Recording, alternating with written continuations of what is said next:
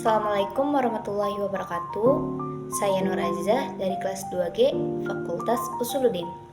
Baik, di sini saya akan menceritakan bagaimana sejarah perkembangan usul fikih dari masa Rasulullah hingga masa tabi'in. Sebelum kita masuk ke inti cerita, di sini saya akan menjelaskan sedikit apa sih pengertian dari usul fikih. Usul fikih secara etimologi atau secara bahasa terdiri dari dua kata. Yang pertama, kata usul. Usul merupakan bentuk jamak dari aslun yang memiliki arti sesuatu yang dijadikan dasar. Yang kedua, kata fikhun atau fikih memiliki arti pemahaman. Dan secara terminologi atau secara istilah, usul fikih adalah ilmu yang mengkaji tentang dalil fikih berupa kaidah-kaidah untuk mengetahui cara penggunaannya. Mengetahui keadaan orang yang menggunakannya atau mujtahid dengan tujuan mengeluarkan hukum amali dan dalil-dalil secara terperinci. Baik, sekarang kita masuk ke sejarah perkembangan usul fikih. Sejarah perkembangan usul fikih sebagaimana yang telah diperlihatkan di PPT ada pada masa Nabi Muhammad SAW, pada masa sahabat, pada masa tabi'in. Baik, kita masuk ke masa Nabi Muhammad SAW. Bagaimana sih usul fikih pada masa ilmu usul fikih pada masa Nabi Muhammad?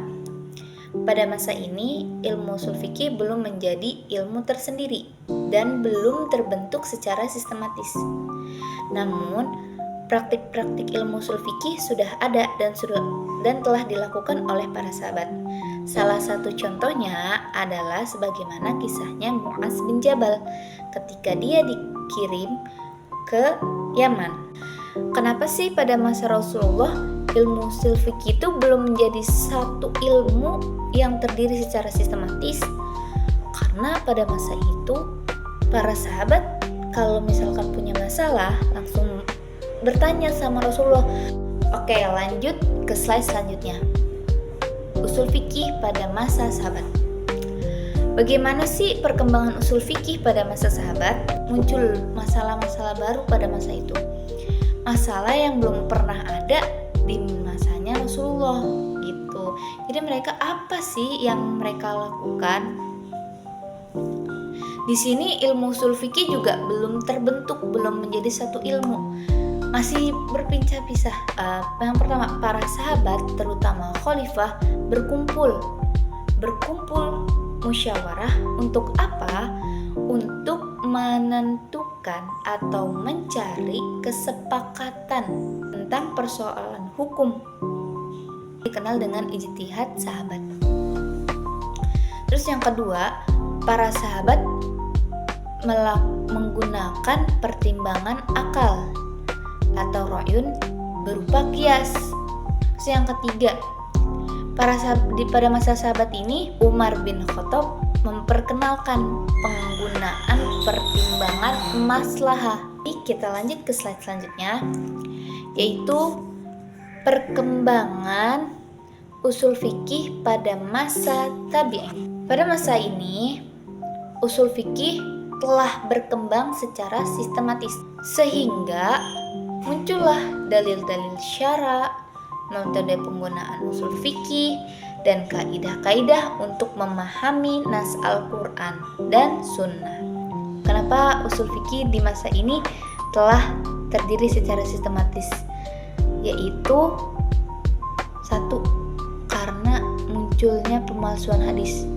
Pada masa ini banyak sekali hadis-hadis yang dipalsukan. Kedua, masalahnya adalah apa?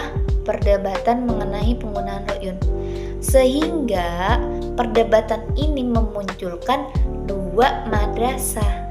Yang satu madrasah Ahlur Ra'yun di Irak. Madrasah Ahlur Ra'yun adalah sekolah yang mereka mengutamakan akal dalam menentukan hukum.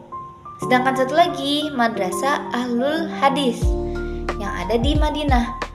Nah, sekolah ini mengutamakan hadis sebagai dasar utamanya hukum. Kalau yang tadi menggunakan qiyas, dan di akhir-akhir masa tabi'in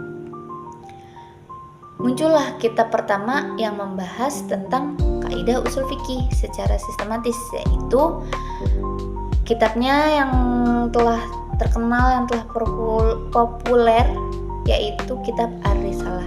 Karyanya siapa? Imam Syafi'i. Baik, segitu aja penjelasan cerita dari saya. Kurang lebihnya mohon maaf. Assalamualaikum warahmatullahi wabarakatuh.